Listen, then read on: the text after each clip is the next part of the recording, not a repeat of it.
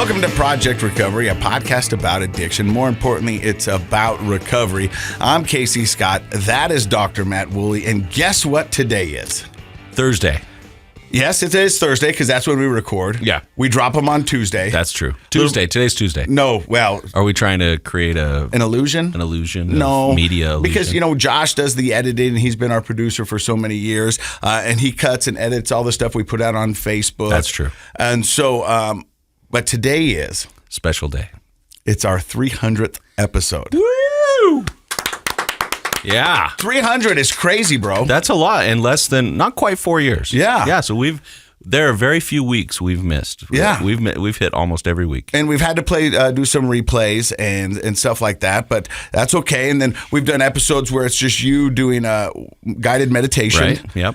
We've done some solo episodes with just me, solo episodes with you. Yeah. And some of them have gone viral, like the letter from my daughter. Definitely. Over 7 million views right now. Really? And I remember when we started this, and you'll hear this a lot in the recovery world. And people will say, if my story can just help one person, then it's worth it to tell it. Yep. Because a lot of times when addicts are telling their story, it's reliving the horribleness that you went through, the bad stuff that you have done.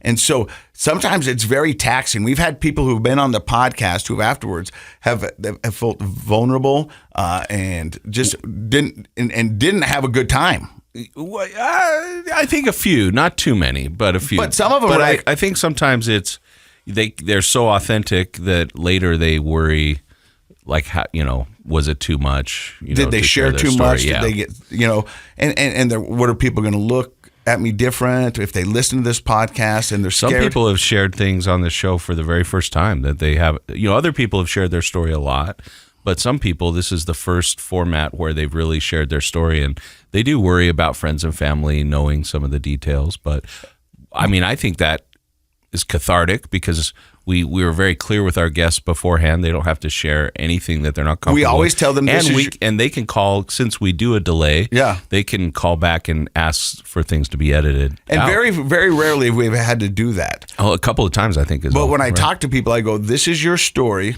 Share what you want. Share what you're comfortable with. I remember when I was early on in addiction, I would tell people, this is honest as I can be right now. Because some of the memories and some of the stuff that I'm going through, I still haven't completely processed. Sure. So I don't know how I feel about it, and I don't know, I haven't gotten to the root of it yet. So there's certain times in your recovery that people will go, this is as honest as I can be right now. And it's not that I'm trying to hide stuff from you. I just haven't fully processed this information and went down this rabbit hole and tried to figure out why I do what I did. Yeah. When we started this podcast a little less than 4 years ago, the goal was just to help people. Yeah. It was a way for me to share my story and get it out there. Well, and you've said a lot of times that this is one of the things you do to stay sober. So my daughter's 18. She just graduated. She's going to the University of Utah. When she was 4 years old, I remember asking her, I go, Dad, honey, what do you want for your birthday? And she goes, I want you to quit smoking, Dad. Oh, really? And I was like... She was how old? 4. Oh. I'm pretty sure it wasn't her idea. I was going to say, Mom might have had something to do with that. I'm pretty sure it was my ex-wife. Yeah. But I remember looking in her eyes and going, okay, I'm going to try to do this. And then I remember the next day going on TV and telling everybody, I'm quitting smoking for my daughter's 4th birthday. If you see me smoking out in public, come up and smack me. Ooh, that'd be fun. And the reason I did that was a safety net and another way to be held accountable. It's an accountability exercise, yeah. So when we started this podcast, it was twofold. It was one to help people and the other to keep me accountable and to put my story out there and let everybody go along the ride with me. And so far we haven't had any bumps. I think it's wood. Maybe for Micah. It's wood-ish. Wood-like. Yeah. But it was a way to keep me accountable and to help people. Well, so did you ever smoke again after Never that? smoked again. Really? Never smoked again. Wow, that's hard to do. I have smoked cigars, but it was cigarettes. It was cigarettes. And I remember when I was going into rehab, I was like, I do not want to leave rehab with more habits than I went in. Because you always hear people who get into rehab love coffee. That's where they start smoking a lot of times. And smokes. Yeah. And so one of the famous lines I tell people is like, I'm probably the only guy that's ever gone to rehab who doesn't drink coffee. Yeah, you're not a coffee drinker. I've never been a coffee drinker. Yeah. So, that's kind of my story. And this is a big day for us, 300 episodes. Josh, is there a lot of podcasts here at KSL that have 300 episodes? Maybe the live shows, but podcasts, no. No. So, that's a testament to what we're doing. And what we're not competitive at all with the other podcasts. A little competitive. A little bit, maybe. But this is a testament to the people, our guests who come on the show and share their stories. Yeah. And those who listen every week. That, and to be honest, I appreciate KSL, letting us do the show every week. And you know what? They really haven't given us many rules. No. I think we're the podcast that has said the word masturbation the most. Probably. Yeah, I know it is. I know it is. I know it is. Yeah. I'm not. Are you sure they know we're still here? Yeah. Okay. All right. They do.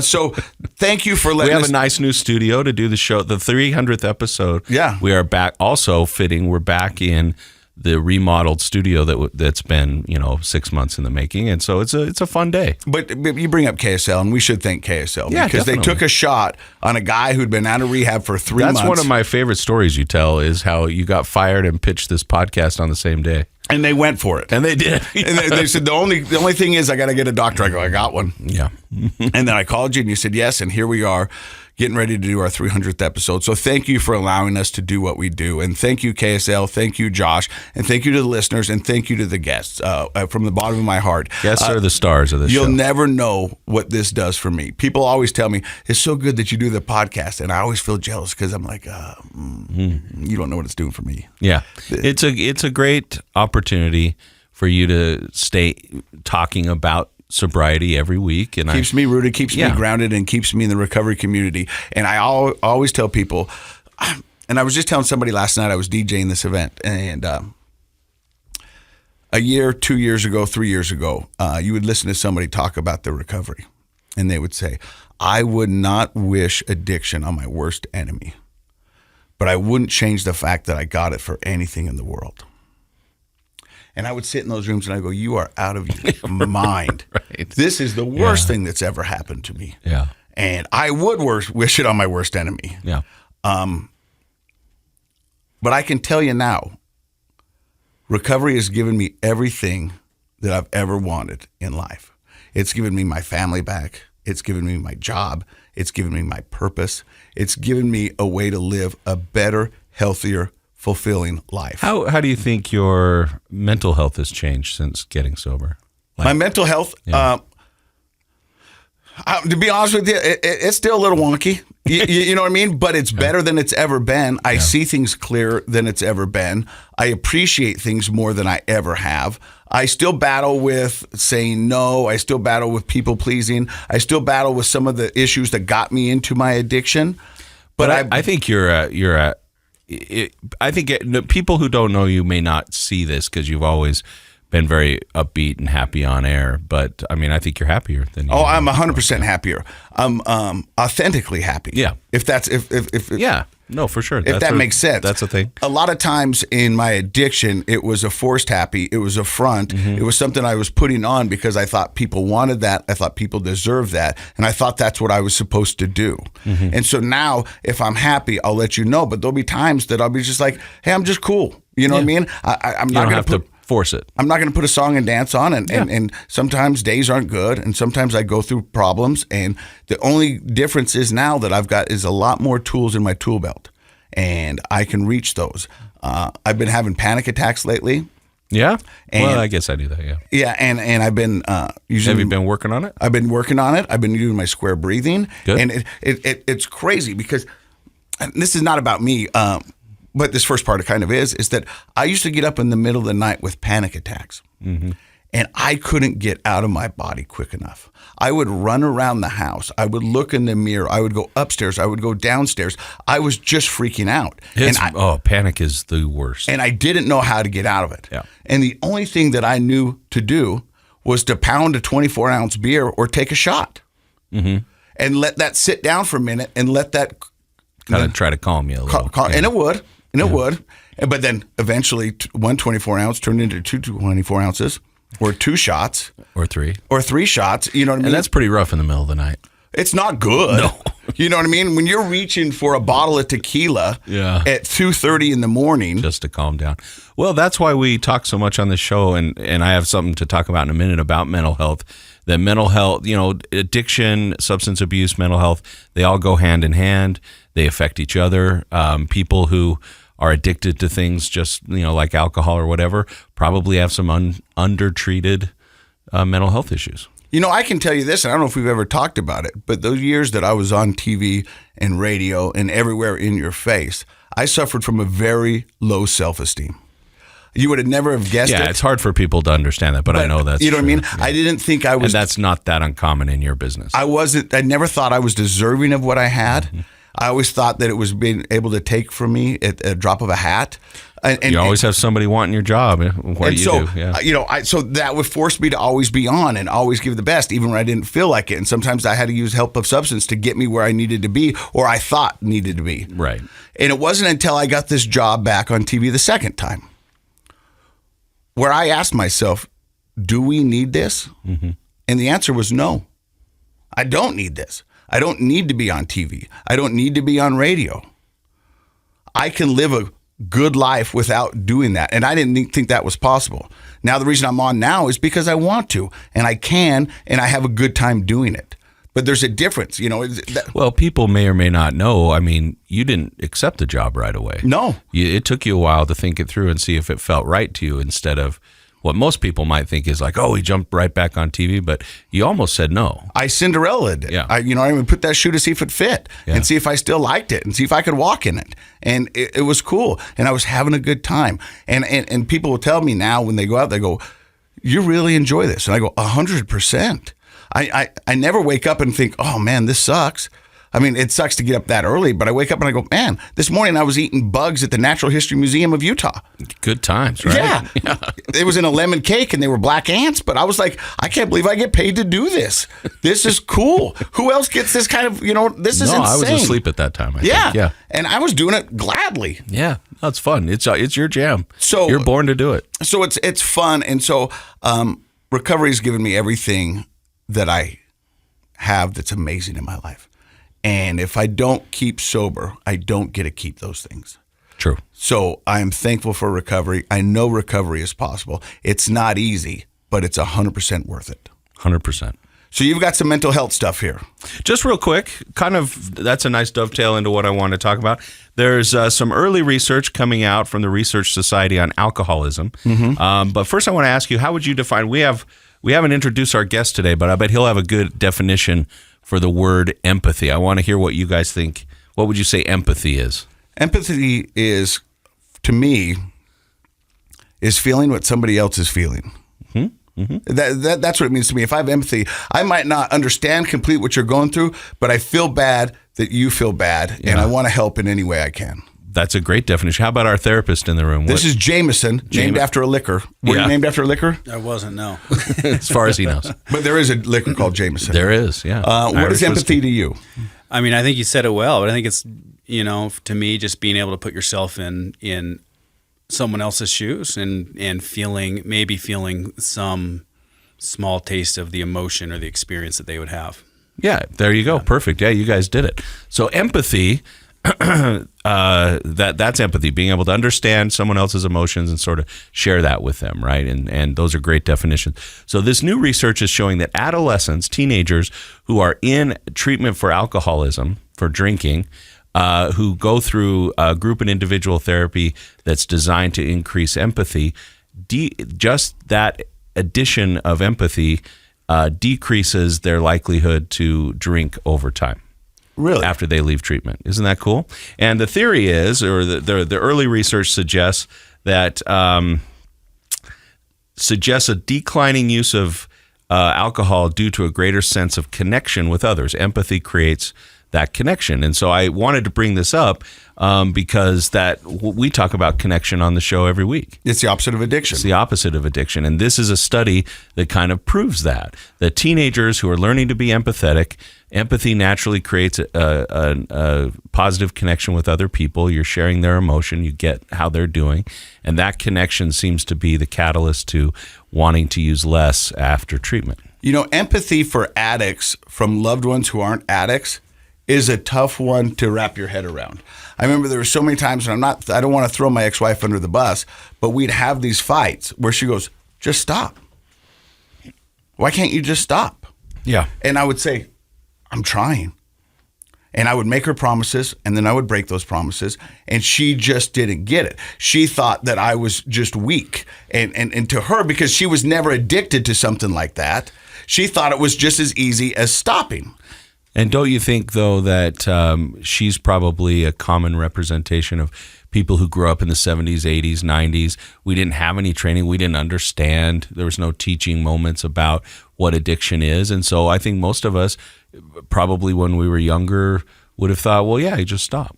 Yeah. Right. And it sounds so simple. Yeah. And to somebody who doesn't have an addiction, they look at you and go, why can't you just stop? Yeah. What are you doing? Can't you see that this is ruining your life? This is ruining our marriage. This is so horrible. Why do you keep doing it? Just stop. And knowing you probably tried really hard just to stop. I tried all the time just to stop. Now, to be fair, my ex-wife now, who I'm best friends with, she's a wonderful woman, a great She mother. is great. And all those things, she does have more empathy towards it because she went through the school of hard knocks. She learned. But if we don't learn, then we maintain these, false beliefs about things like addiction over time and mental health and the stigma with both. And One of the phrases I learned early on in recovery was, love the addict, hate the disease. Mm-hmm. And sometimes that gets tough to do because the addict will do some terrible things. Mm-hmm. And it's all in an effort to feed their addiction. They will cross lines that they said they've never crossed. They will do things that you couldn't believe they would do, all in an effort to feed that addiction. Right. And this is someone that you loved, someone you grew up with, someone that you married. Your child, maybe? Your child. Yeah. And it gets blurry. Yeah. Because you go, how can they do that? Right. I don't know them, but it's the disease. Yeah. It takes over your brain, your judgment, your behaviors. Absolutely. In the AA rooms, they say one is too many and 1,000's never enough. And they're referring to drinks. Right. Because once an addict takes that first drink, your brain's hijacked. Yeah. And now we're off to the races because we want more of that. So we're going to do some things that we don't normally would do. Yeah, and we've talked about how you can wire your brain for addiction, especially the younger you start using. Yeah. And that brain starts to drive you around to, I like that word hijack. It hijacks your thinking and your behavior in order to keep that substance flowing. Well, luckily, even in the 4 years that we've done this, the recovery community has come a long way. We have a lot more people sharing their stories. We're normalized. There are a lot more events. Yeah. Like, have you noticed that? A ton more events. Just since we started this show, there are more events that are really cool to educate or about addiction, to celebrate, to highlight the treatment options. There are a lot of things going on throughout the year. I don't like this term, but I'm going to say it anyways. It seems to be we're normalizing addiction, and that's not good. We want to eradicate addiction. We want to prevent addiction if we can. Well, maybe we're educating people, educating, right? Yeah. And so people are more willing to have a conversation. Mm-hmm. They're more willing to share their trials that their families are going through. So we're not feeling like we're the only one in the neighborhood that's broken or the only family that's going through this. Yeah. And if we educate ourselves and we form a community and we make those connections, hopefully we can help somebody go through addiction and come out on the other side and live a fulfilling life. Absolutely. Our guest today is Jameson Hedin. Did I get that right? You did. And Jameson's brother, Brian, was on the show. We were riding the elevator up. He's 2 of 4 brothers, and he's a brother in recovery. And he's going to tell his story coming up next. You're listening to Project Recovery. Hey, welcome back to Project Recovery. I'm Casey Scott. That's Dr. Matt Woolley. He's a clinical psychologist and the brains of the bunch. Is that right? Well, that's what I'm going You're with. a pretty smart guy. I'm street smart. You know what I mean? Yeah, you are street smart. I'll talk you out of your money. Yeah, you will. Yeah, but I won't answer Final Jeopardy. Our guest today is Jameson Hedin, younger brother. Younger, right? Yes. Bigger, though. Bigger. To Brian Hedin, who was a guest on about a year ago. I had a chance to golf with him in the Lemma Harrington Golf Classic for recovery, and your brother can hit the ball. He can hit it, yeah. Can you hit it too? I can hit it, maybe not as well as him. But and you said there's another brother that's even better. Yeah, there's 4 of us brothers. We have 1 little sister, but all 4 of us golf. So All right. we've made a foursome our whole life. So we feel like we know you a little bit because remember the story of Brian. And if you want to hear Brian's story, you go back and pull that up, and it's a wonderful listen. But where does the story of Jameson Hedin begin? Yeah, well, so my story began. I was born in Sandy and grew up in Farmington, Utah, and pretty typical kind of childhood for one in Utah. Religious? Grew up religious, and yeah, family, like kind of just normal family stuff. East side of Farmington on the benches. Our family, upper middle class, maybe middle class. And things were quite normal, I guess, for the early part of my life. What does normal mean to you? Yeah, that's a good question. My parents were together until I was a teenager. We were in good schools. I guess we interacted together as a family. I guess that's what I would say normal is. Farmington reminds me of sort of like the quintessential American childhood, right? Sure. Like a lot of families, a lot of sports, a lot of, barbecues, 4th of July, all that kind of stuff. I mean, I think that's kind of typical for people. As a child, Yeah. you probably didn't want for much. No, exactly. No, and we played sports. We golfed. We played baseball. I played a ton of baseball as a kid on traveling teams, and so yeah, I would consider that. Like there was nothing in my past that was what we would call like big trauma or an event that happened that kind of set me on a course. For me, it was rather like a bunch of smaller events that added up. Or If you had to pinpoint an event, because I can tell you, I'm like you. I didn't have a big trauma that kind of forced me down the road. Mine was more curiosity. You know what I mean? It's a product of what I watched and what I was That's around. a good description of your personality in general. Yeah. Curiosity. And I was like, I wonder what this is like. And then it made me feel good. And then I kept going. So if you had to pinpoint, what would you think it would be? Yeah. So maybe that's not fair. Sure. No, I think it's, as I put time between like now and when I was using, my insight increases into all of my childhood and to what led to my addiction. So I think it's a lot of things. One of them is I have a good friend in recovery who says born without breaks. It's like I'm a believer in that. It's like I don't remember have breaks either. I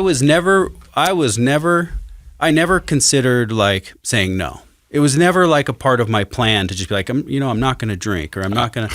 It was good. like if my friends were doing it, I was going to do it. There was a little bit of like, I'm doing something bad but I was like 0 to 100 all the time, starting with like at 12 with like cigars in the backyard, like super young.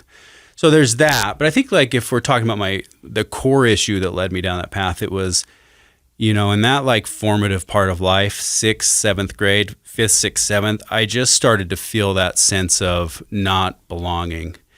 And, I have, my story is like all wrapped up in anxiety and different anxieties and mainly social anxiety. And so when I started like going through puberty, I started feeling that.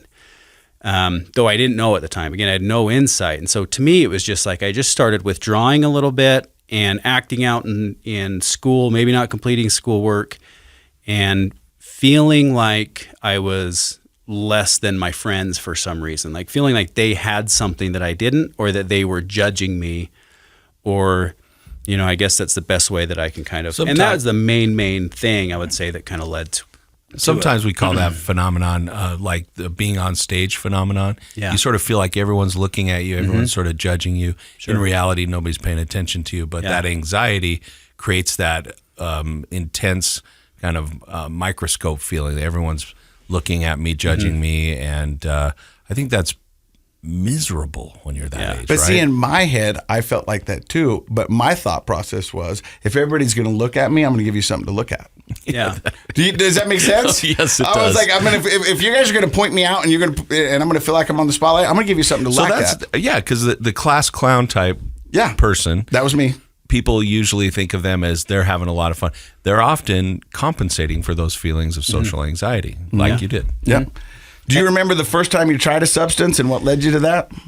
Yeah, I mean, you just said it really well. So it's like I always felt like if I could act out, or if I could, that was a way to kind of like validate my existence. It put me into a group, or it made other people understand me, or again, this is all I had no idea at the time. Gave you a purpose. Yeah. And so, yeah, I think it was like cigarettes and cigars around 12. And then I first started drinking when I was, it was 7th or 8th grade, somewhere around there. So I don't know, what is that, 13, 14, something like that? And, my experience with that is like, again, I'm born without brakes, but I also, it just like, I have that experience that you hear a lot of, just like, I felt like everything that I felt deficient in was immediately solved by alcohol. We've had and people drugs. sit down right where you are and say they felt whole. Exactly. Complete, if you will. Mm-hmm. That for the first time in my life, I feel like I think you guys feel. You know what I mean? That when you're looking on the inside of the out, it's like, hey, look, that's how they must feel all the time. Yep. This is amazing. And to me, it's like that's okay if you know that, because then it's like, well, that might be dangerous. But if you don't know that, so I didn't know that. I had no insight into that. So what I thought was like, when I was sober, there was something wrong with me that nobody else experienced, that nobody else really understood me. And they couldn't, like, there was nobody out there that was having the experience in life that I was. And so when you come at it that way, so you think I'm deficient when I'm sober, and when I use, then I'm like everybody else, that's a dangerous, dangerous recipe.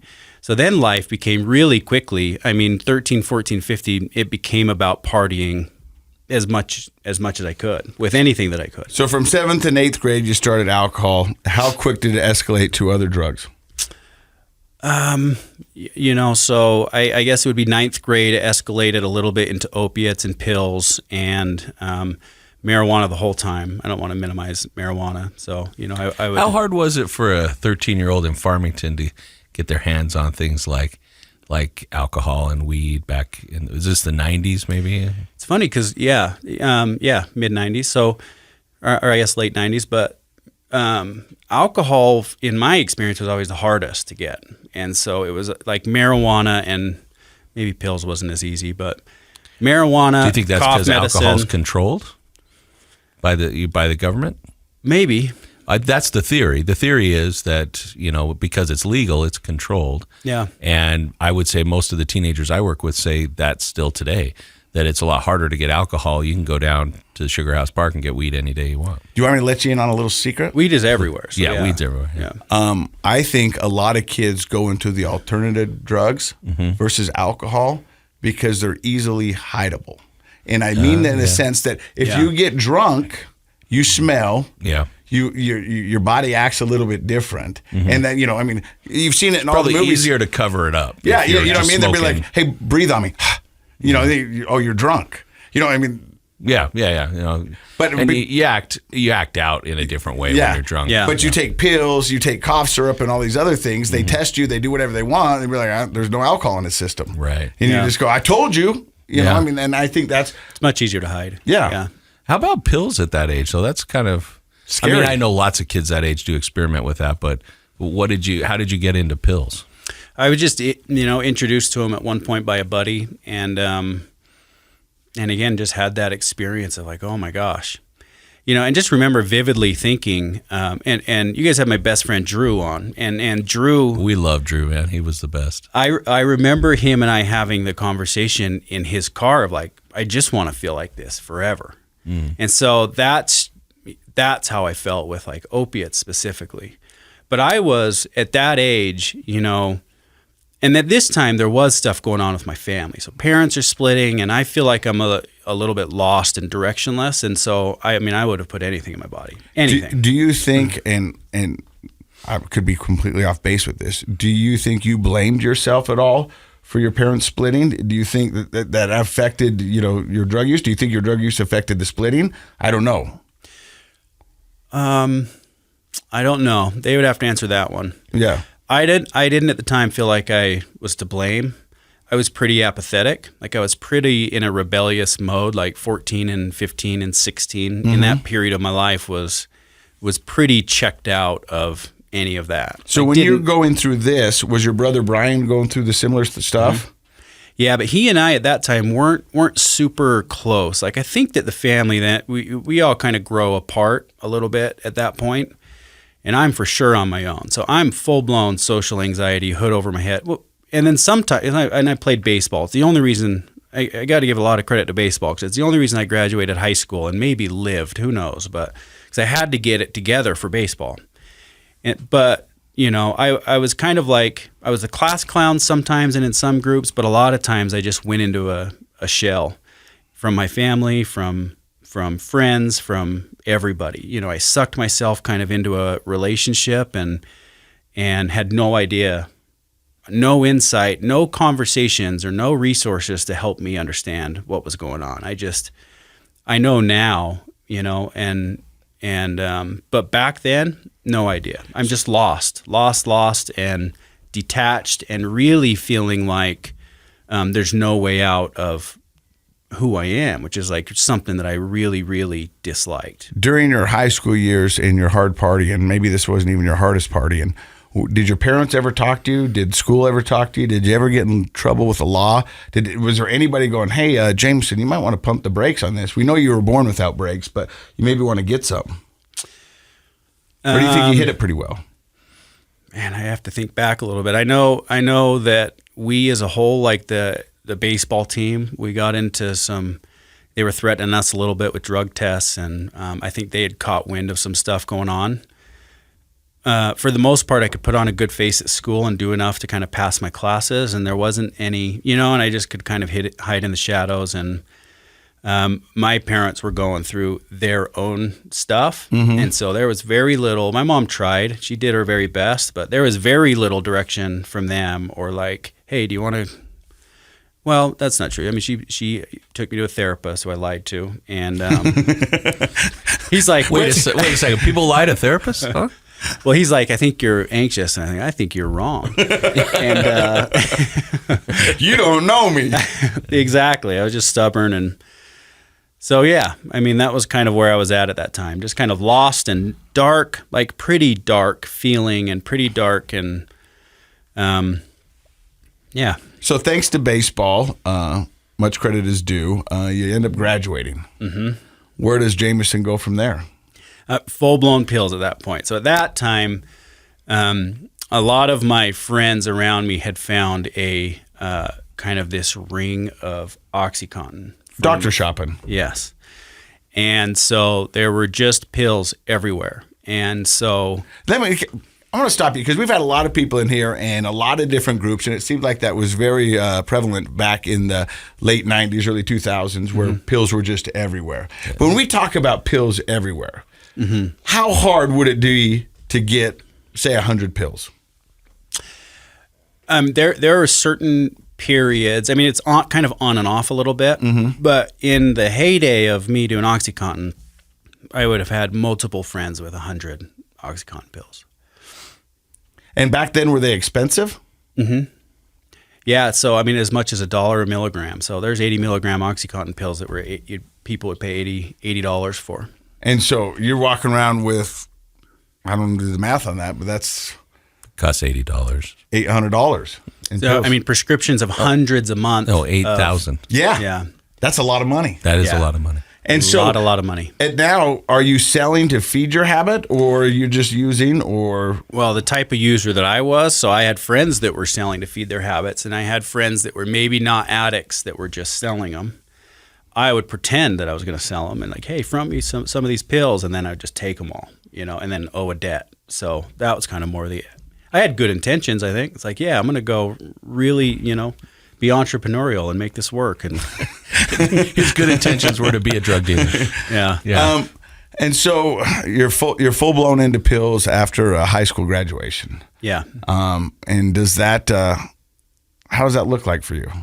So it's like I remember I was at work one day and I was sick, and like, oh man, I'm gonna have to. And then it dawned on me, like, this is opiate withdrawal. You're dope sick. And so I knew, I was 19, and I knew from that moment, for the rest, you know, till today. I'm 39 now, but it's like I'm an addict, like I'm addicted to these things, and I just knew it in my soul. when you have that self-realization that you're an addict at the age of 19, what is the thought process? Is it like, well, I guess this is what we're doing for the rest of our lives? Or do you think maybe I should go check about those breaks people keep talking about? Yeah. It felt like, at that time, it felt like falling into a hole. It felt like, that sinking feeling when something bad happens. It's just like falling into a hole. Like there was no part of me that wanted to be a drug addict or to use pills every day or to be dependent on them. And from that point forward, I can, honestly say that I just tried to quit, if not every day, every week. It just became a constant battle between me and quitting.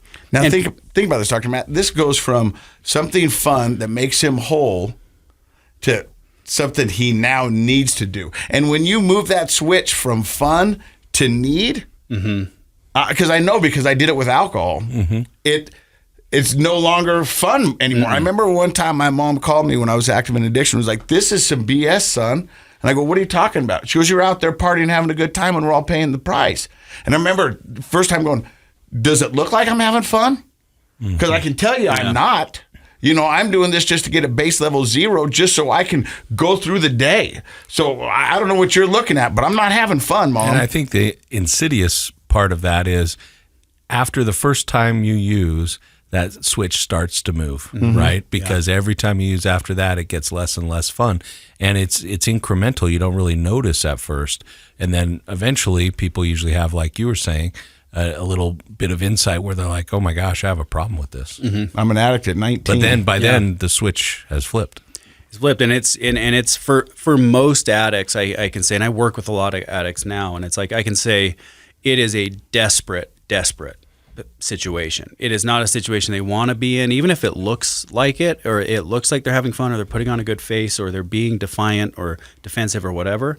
For most addicts, it is an extremely desperate situation that is a battle between life and death, literally. Yeah, and I appreciate you saying that because I think that's part of that psychoeducation that I hope is happening more and more around the country, especially here in our state of Utah, where people are realizing this isn't fun for them.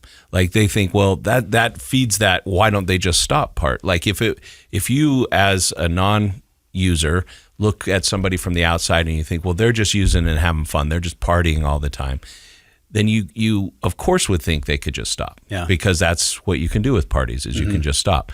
But they're not having fun. They're miserable, they're addicted, they're chained down to this. And it absolutely is a battle between life and death, which if we can educate friends and family, we can know how to better help people instead of just assume they can stop. So you're 19, you admitted to yourself you're an addict. You said if you didn't try to quit at least every other day, it was every other week.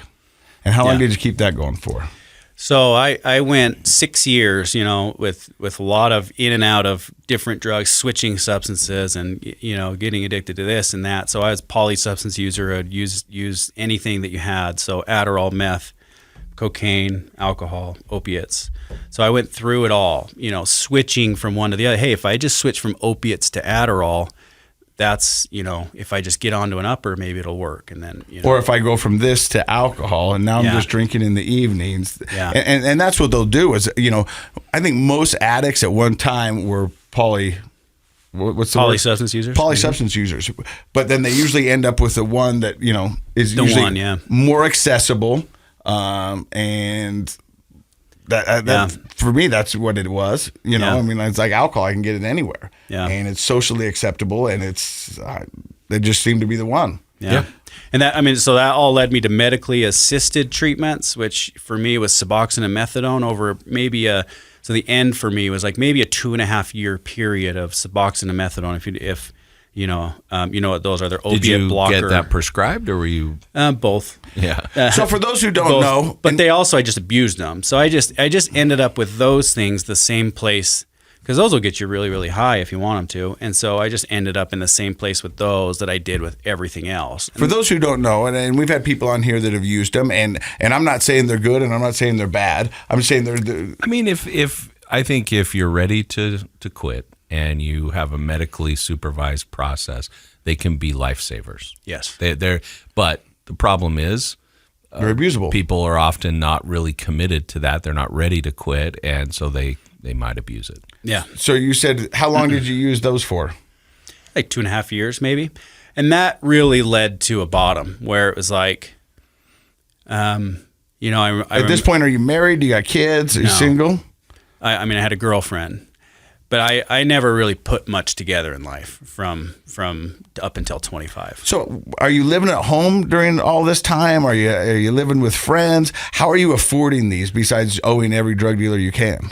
It's like I rented a couple places with friends and I could but really it's like I had, you know, again, some of my core issues I just developed from my parenting or from my experience in life. And, you know, I wasn't made to work or do any of those things. I just developed a really strong sense of entitlement. So I would just kind of latch on to people, which is hard to say, but it's true. It's like I would have a girlfriend and I just like live at her house. Mm-hmm. You know, she paid all the bills. I would just live there and get high and come up with all of these plans to quit and do better and get jobs. And so I lost jobs, in and out of jobs, living here and there, sometimes at mom's.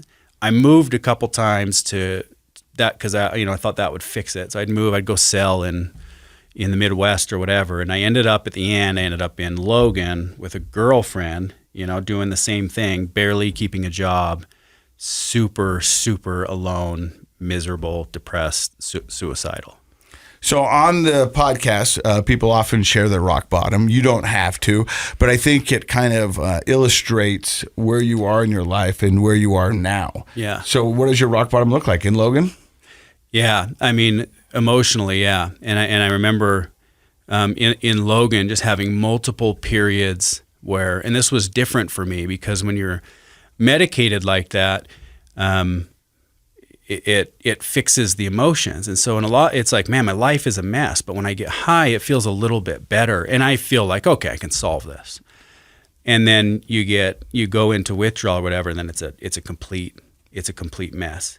Well, we often say the drug stopped working. And so you get high, but it doesn't relieve the symptoms. And that was the bottom for me, is like, I'm getting high and feeling the depression and the suicidal ideation. And again, this was different for me at that time, but I'm just like crying all the time, stuck, don't know what to do. I have no idea of any resources, you know, like I just, and Had you burned your resources through your family and anybody who? No, that's part of I just stubborn.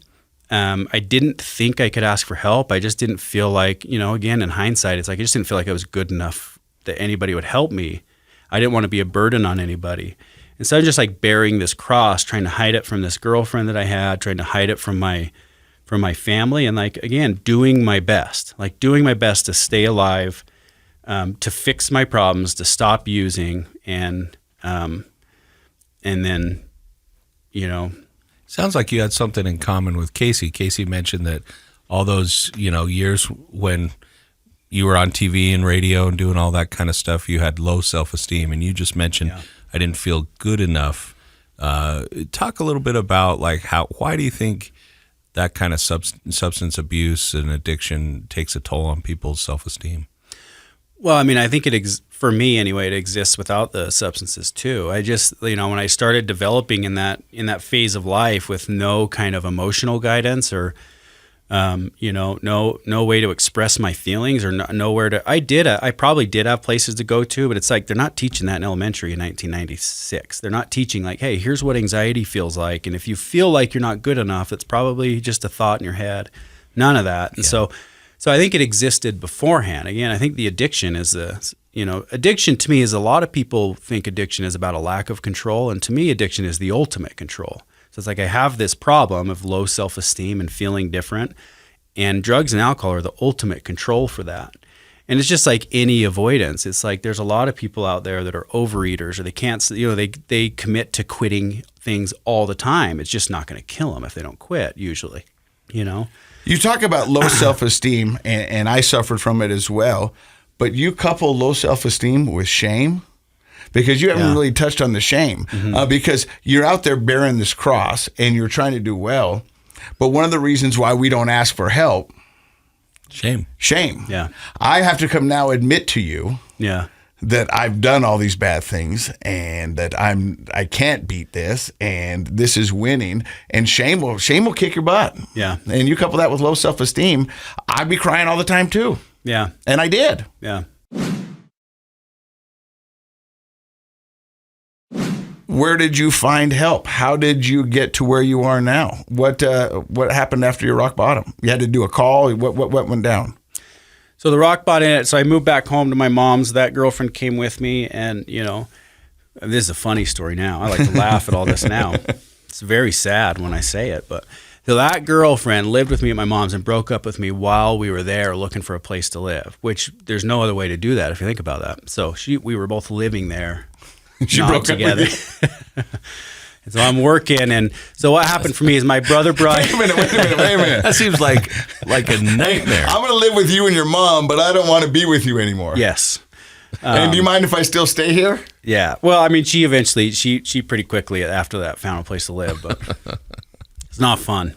No, I can't imagine. So then it's like, it's like, hey, I got this one thing going for me. I got this relationship. And we're looking for a place to live. And then suddenly I'm just at mom's. Like, oh, man. And I'm 25. So, So what happened for me is my brother Brian, who you guys have had on, he got into recovery and sober in 2008, went to treatment. And from 2008 until 2009, I would have just conversations with him a lot about I saw the change in him. He went from the same place I was, dark. It's just that spirit of darkness. You can see it on a person. Yeah. It's visible. You can see. Yeah. I go back and darn Facebook, it'll pop up with these memories, and I can look in my eyes and I can see the pain. Oh, yeah. I can see just the darkness. Mm-hmm.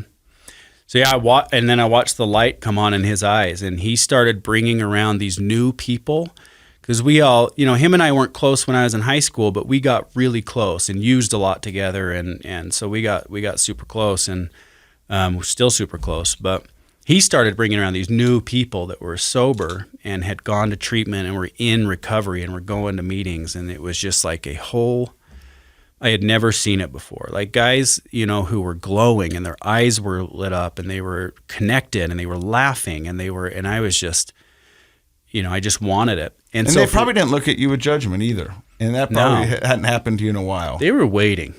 They were just waiting for me to be ready. He never pushed me. He would talk to me, and I would come up with these plans to get sober, just crazy, crazy plans. Again, same one, switching substances and then tapering off or whatever. And he would just listen to me, and at that time we'd smoke cigarettes in the driveway all the time, and he'd just listen to me, and then eventually in 2009 in July I got ready, and they kind of had a little intervention, but it's like I was ready, and I was just waiting. Who had the intervention? Your brother and his friends? My brother, my mom, one of his friends from recovery, one of our friends who I got to know really well in that year, and is I consider him a brother now. He's one of my recovery brothers and my little brother, and so kind of that group of people. And I don't know if they thought they were in for a fight, but I was. Something similar happened to me. My brothers kicked in the door. My mom and dad all came in, and they were ready to read the letters, and I was like, I'm ready to go. Yeah. And they were like, what? And I was like, yeah, let's do this. Let's go. I'm done. Yeah. I appreciate it, but let's go, because I'm a bit of a nerd, and so I was reading a lot then. That was one of my other compulsions, and so I was reading a lot and watching documentaries. So I was watching a documentary. I'm like, yes, I'm in 100%. I just need to finish this documentary. They're like, no. This is like how we're going stupid, now. This is how stupid I was. I was watching Intervention, the TV show. Oh man, that's to figure painful. out their playbook. You know what I mean? To figure out how to get out of it. Yeah, that show was so painful for me to watch when I was using. Oh my gosh. When I was using, and I would watch Interventionists, I would watch the beginning, and I'd watch the end, and I would fast forward the middle where their lives fell apart because it was too raw for me. Yeah. And it got me every time. So I always wanted to see how they got into it, and I always wanted to see how they got out of it. And the favorite part for me was watching the closing credits where they would pop up and say, as of today, this person is 484 days sober, or unfortunately right after this, they went back into the streets. Yeah. And it was the numbers weren't good. Yeah. No. Not good. So your brother has an intervention. You're ready to go. Yeah. And where do you go? So I went to treatment Renaissance Ranch. I ended up working there for a long time, yeah, I just started soaking it in. I was just ready. The thing that I wasn't prepared for is I went to treatment, which treatment is like a defense mechanism for all your issues, or it can be. So I went there and was super comfortable, and met some really good people, and was protected from my core issues by that center and by being comfortable. And so I got out of treatment, and that's when, to me, I was 25 years old, and that's when real life hit me in the face that I'd been running from since I was 14. And I started, this social anxiety came back, the nervousness came back. So I tell people all the time when I talk to them, it's like that first maybe 9 to 11 months in recovery was the hardest 9 to 11 months of my life emotionally. I had nothing to... You mean after you graduated? I mean, all of it. Really? Yeah, that's just my story. It was super, super hard, and my mental illness was strong, and I really struggled to talk to people. And again, my brother drove me around to look for jobs one day. He's like, "Let's go get a job." I couldn't get out of the car. Like, I just couldn't. I was too nervous to go, and felt so poor about myself. I couldn't go in to like a coffee shop and ask for an application. He brings up a good point where we've talked about it before on the podcast, where a lot of people who get out of recovery, I liken it to those of us who remember the Rocky movies. Right after you get done with the Rocky movies, you think you can box because you feel so good. Yeah. And right when you get out of a recovery center, for most, they feel like they're ready to change the world, and they've got all this power positivity. They call it the pink cloud. You're living it, and everything's beautiful. And then you said it best. You got hit with real life again. Yeah. For the first time in 25 years. Everything you've been avoiding Yeah. with your substance abuse is right back there. Yeah, and everybody's story is different. So some people don't have that, and some people don't use till they're 30, and they have a whole We had a different guy life. on 2 weeks ago who started meth at 62. Wow, that's crazy. Yeah, that's incredible. So everyone's story is different. So his story, but for me, it's like my story was like I started avoiding my emotions and like who I was and my soul and my core. And I started avoiding that when I was 12, 13, 14, and I never dealt with it. And so when I was 25 and I got sober, I was a 12-year-old. Emotionally, socially, across the board, I was a 12-year-old. My work experience, yes. I mean, I was and that's what it felt like. And so again, I don't want to scare anybody out there, but my experience was early recovery was significantly difficult for a few months. But I started, I got sober in 12 steps. And so I eventually got a sponsor right at 11 months. And this is what I would say to anybody who's getting sober. It's like, do it the hard way. Like, do it. There's no easy way. If you have a story like mine and you're entitled and you're always looking for the shortcut and the easy way to deal with your pain or your emotions, there is no easy way. The quick fixes. Yeah. And so I got a hard sponsor, a man I'm still in contact with, who I love with all my heart, who made me do really, really hard things. I mean, he asked me in my first week, at our home group that we had, he's like, you need to go and get the phone number of 5 old timers and call them for a week.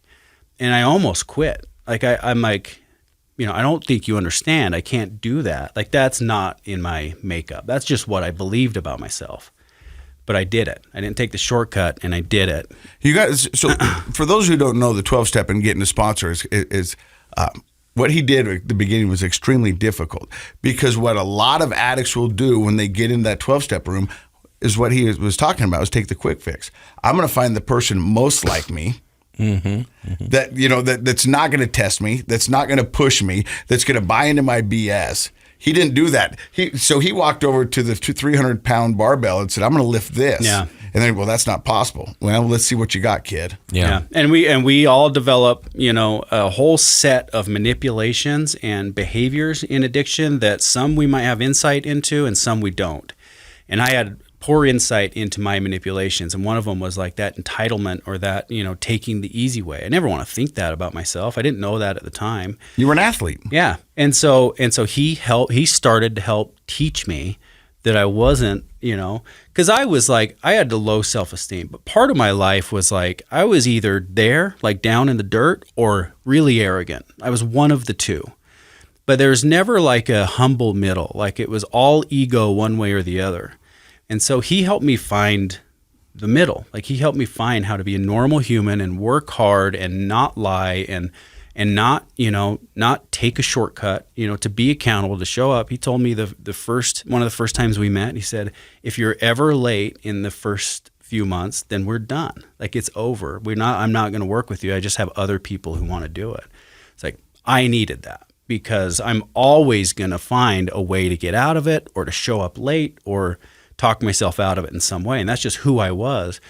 We hear it a lot. It's like I showed up without character. And that's kind of who I was. I was never taught life skills, mostly because I was just resistant to it. But I would never learn life skills or how to deal with my emotions or how to be accountable or how to show up in my life. And that's part of what I needed was to have someone show me how to do that. So the first 9 to 11 months were the toughest. Yeah. And then what does life look like? So it starts getting gradually better. And and then I start to get friends and I start to, I ran a lot early on and I never believed I could work out for some reason. I just like, oh, it's not me. Like I'm not a guy who can work out. And so I think when I started doing hard things, I started to learn that the stories I was telling myself about myself were wrong. And so I started to challenge different areas of my life. So I started running. I started like making friends and keeping friendly relationships, which was different for me. I stopped dating for, I didn't date for 3 years. Some of that was on purpose. And I just started to learn about myself and prove myself wrong and build my confidence and my self-esteem and start to learn that I could have a conversation with people, keep a job, keep money in the bank. It was a big deal for someone like me when I was 27 or 26, a couple years sober, when I got a paycheck and had money in the bank. That was like a life-changing experience for me. Like truly, truly a revolutionary experience for me to have money in the bank and get a paycheck. Like, oh my gosh, I did it. Like I'm saving money, So, and that's kind of what recovery started to look like for me, is just proving myself wrong. And then I started to get those friends that I saw my brother have, and he was one of them, and he's been there with me the whole way. And so I started to laugh, and I started to go to concerts and living the life that I never got to live because I was hiding for so many years. And then you fall in love.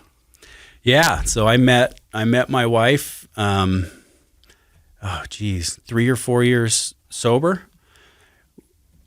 We've been together 9 years total. So I've been sober 14 years. And so I guess, I don't know the math on that, but I was like 4 years sober. 5. Yeah. 5? Well, 14 minus 9. Something like that. It's wild because it feels like we just started, but. And you got some kids. And I was like, I work with people all the time and tell them, you want to become the type of person that can attract the type of person you want. And it's just a fact that when I got sober, I couldn't have attracted who is now my wife, who's a therapist and has a graduate degree. And I met her when I started dating her when she had just started graduate school. It's like, man, that was not. And she didn't have any history of addiction or anything? She doesn't have a history of addiction, no. So how did you feel about telling her about that you were in recovery? Was that? She knew. She was like recovery adjacent, played softball with us, and so she knew me. Okay. And we met. I was running Ragnar races with her, relay races, and I was still smoking cigarettes then, and so I'd run a leg and smoke a cigarette. She just like found that charming. I don't know what she was thinking. And so what does life look like for you now? So now it's like so eventually, I was sober for 3.5 years and decided to go to school. I started school, 0 credits, started when I was 28, almost 29, and went to school, went all the way through graduate school and got my degree to become a therapist. And I've worked in treatment that whole time. I got my substance abuse counseling certificate along the way. So it looks really similar. It's like I surround myself with people who are either in recovery or who I just like genuine people who I can be vulnerable with and open with like this. Like you can just say the hardest things and they know what to do with it and they're not scared of that kind of conversation. And I surround myself with those types of people and I laugh and I hang out with my friends and, we have 3 kids and building a career and a life. And I mean, it's amazing. It really truly is.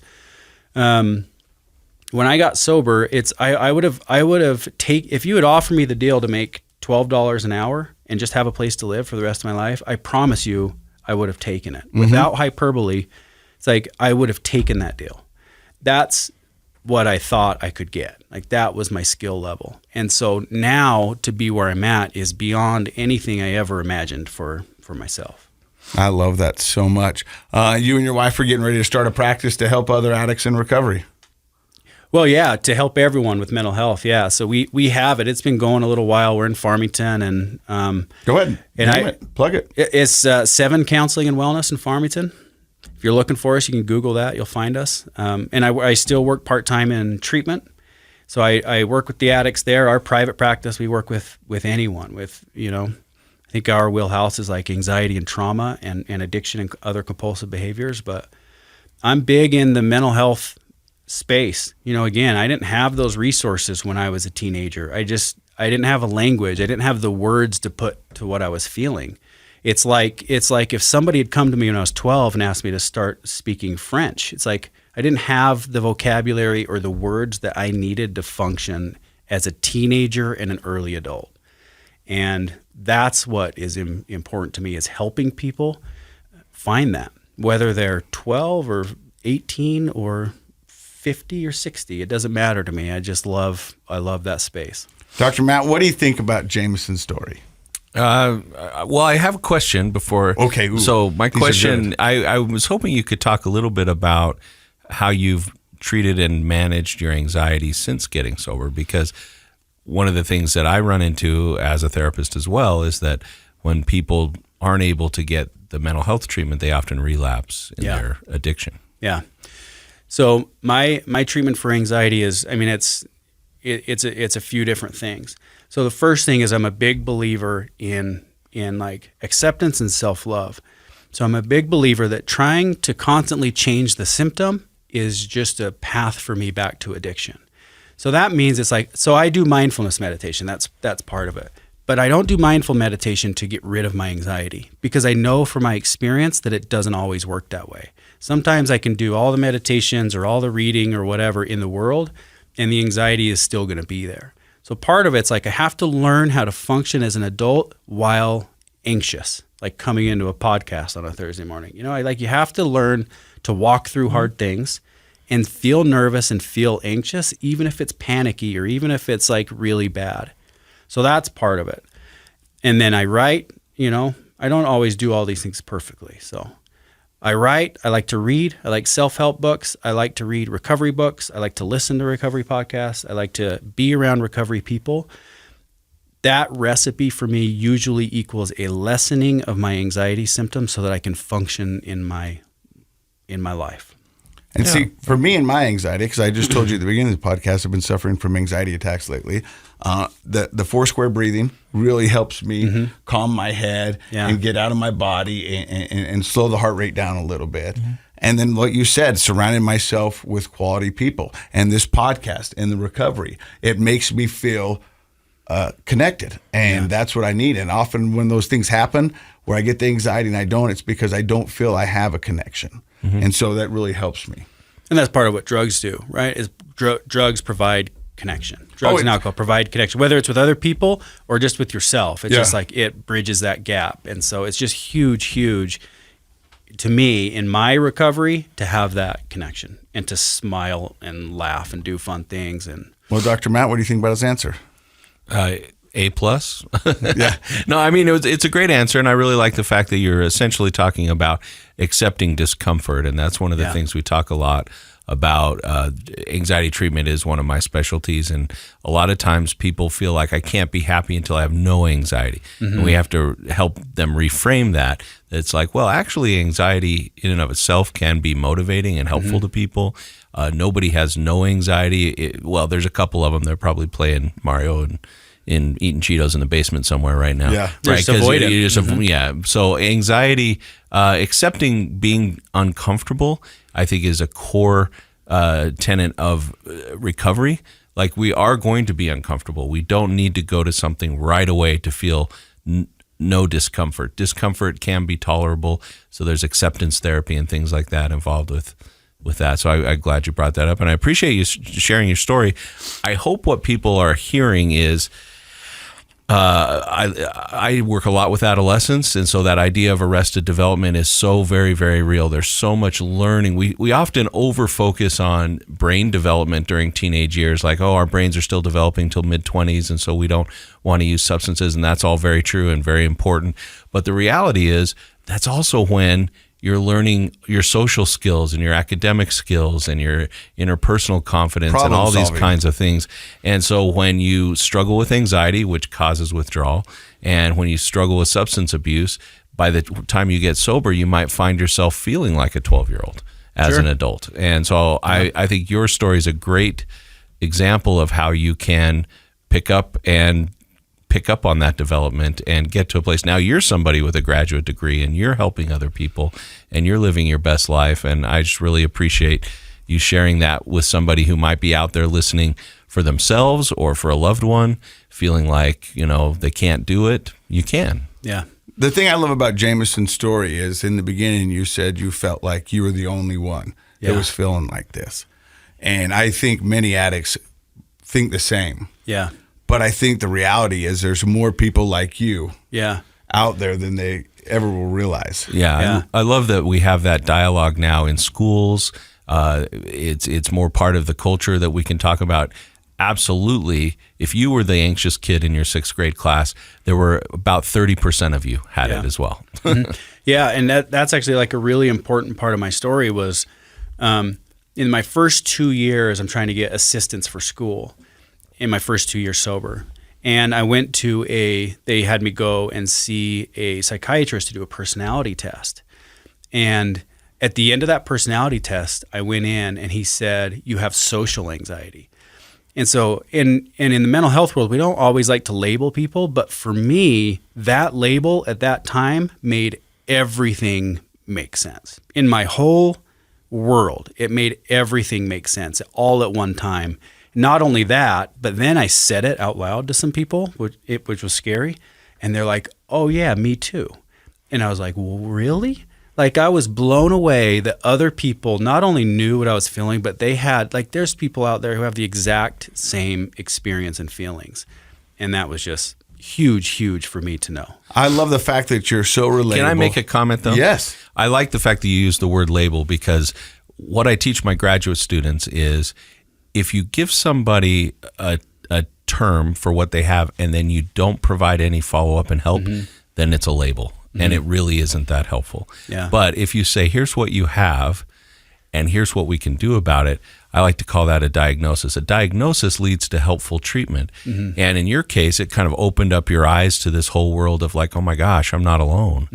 And so I think if we as mental health professionals will take people through that process of assessment, diagnosis, and treatment, it's a beautiful thing. Yeah. Unfortunately, I think some people have had the experience of just being diagnosed and then there's no treatment provided.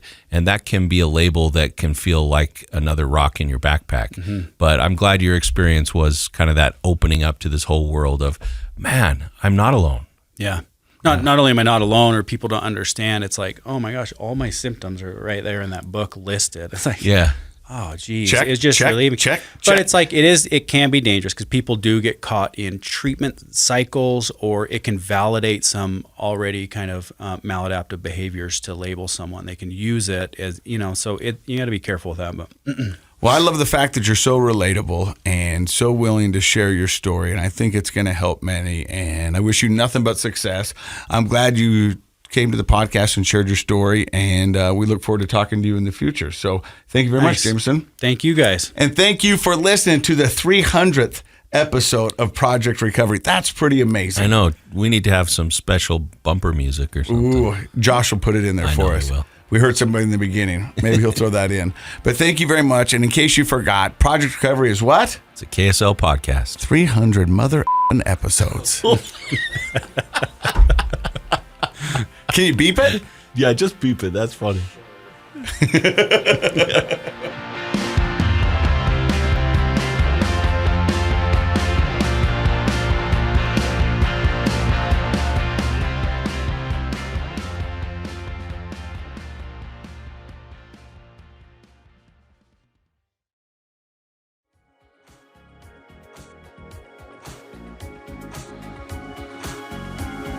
contents of this program are for informational purposes only. The program is not intended to be a substitute for professional medical advice, diagnosis, or treatment. Always seek the advice of your physician, licensed therapist, or other qualified health provider with any questions you may have regarding a medical condition. Never disregard professional medical advice or delay in seeking it because of something you've heard on this program.